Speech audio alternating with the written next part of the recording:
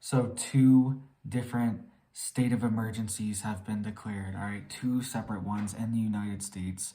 And this is going to affect approximately 95% of people, one of them, because it is 95% of this entire market, all right? So this is going to cause massive food shortages, massive inflation, people to lose their jobs.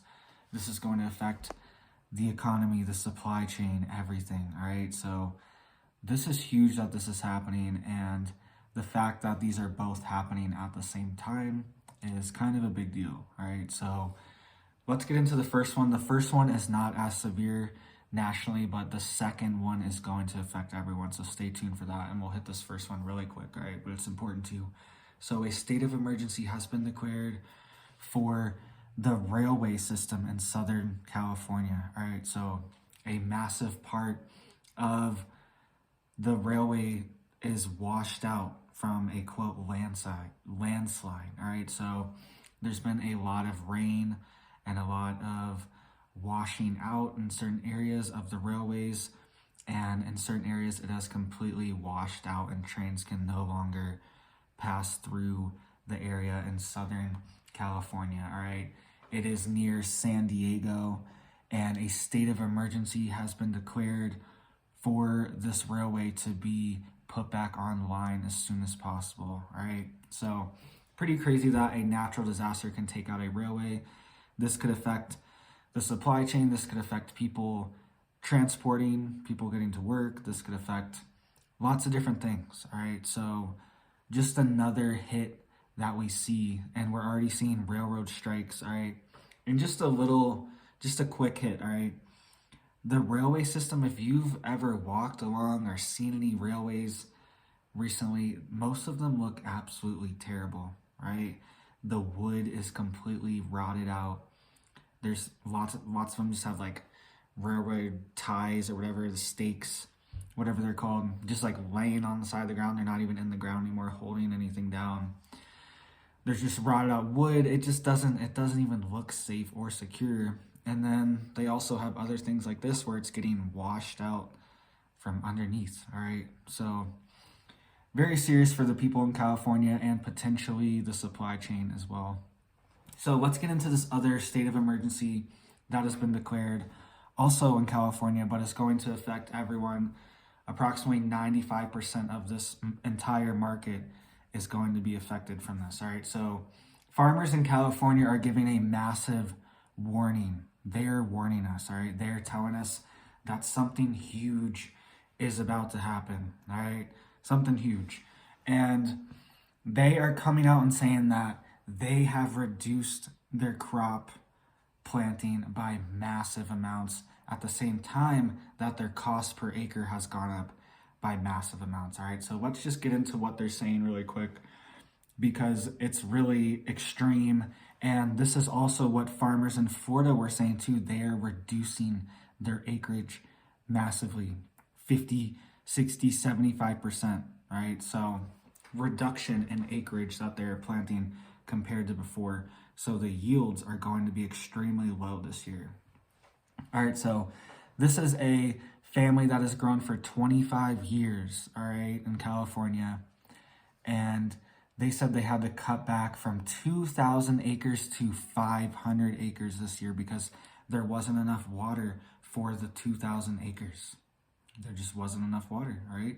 There was a state of emergency declared in California for water restrictions, and it's now affecting all the farmers, and they have to drastically reduce their planting acreage, all right? So 2,000 acres to 50 or to 500 acres.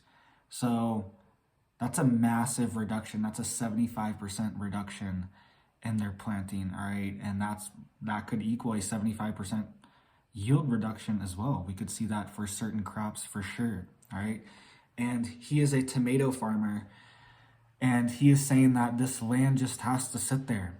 It just has to sit there, and he can't even rent it out. So he's paying for this land, and he can't plant on it, and he has to maintain it and pay taxes on it, but he can't even plant on it or rent it out because other people don't have enough water to plant either.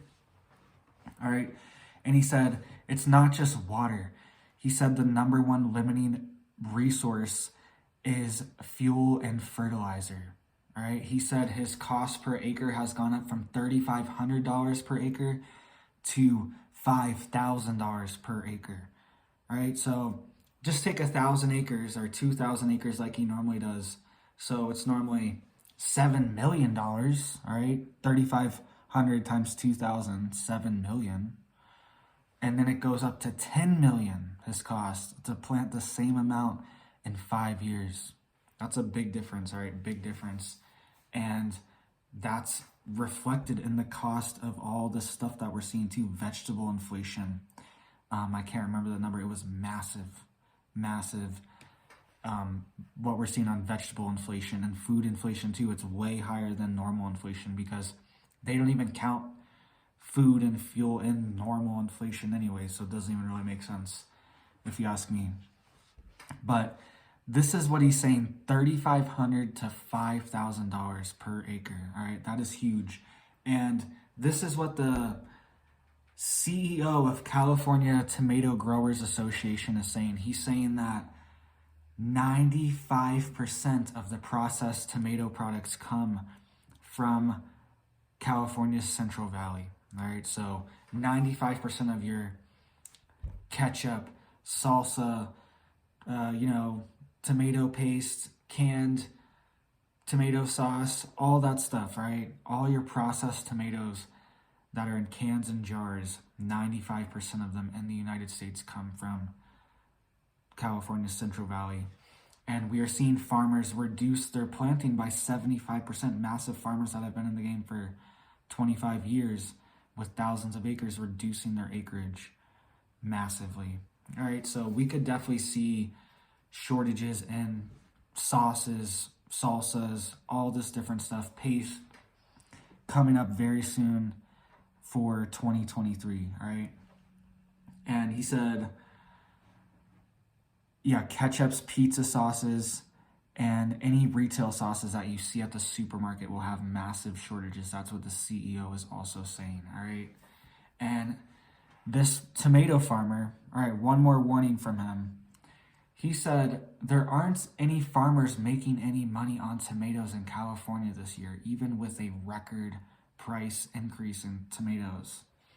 All those inflationary prices that consumers are seeing in the store and food prices going up, well, we're seeing the same thing happen to us at the farm level, right? So we think, oh, maybe farmers are just making more money. They're really not. Their input costs are going up way more. They're going under even more because people can only take so much of an increase until these farmers are just going to have to get out the game. They're going to have to grow something else. They were even saying it's a family tradition to grow tomatoes, and it's kind of sad for them that they are going to have to get out of the tomato game, get out of the tomato growing. All right, so let me know what you guys think. What shortages are you seeing?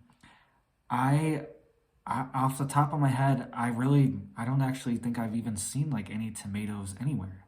I don't know if they've been set up for, if they've had like a stand for them or anything, but off the top of my head, like I haven't even seen any tomatoes when I go grocery shopping for, salad or broccoli or whatever, greens, asparagus. I don't even see any tomatoes around most of the time, seems like. So it seems like the shortage is already hitting, all right? I heard about this maybe a month ago that this was coming, but now farmers are coming out and saying that this is going to be bad, all right? 75% reduction in acres planted of tomatoes. And it's not just tomatoes, it's tons of water-intensive crops have been left out this year, and we're going to see massive shortages on all this stuff coming very soon. So let me know what you guys think. Let me know what you're seeing in your stores. And thank you guys for watching. You have a big old blessed day.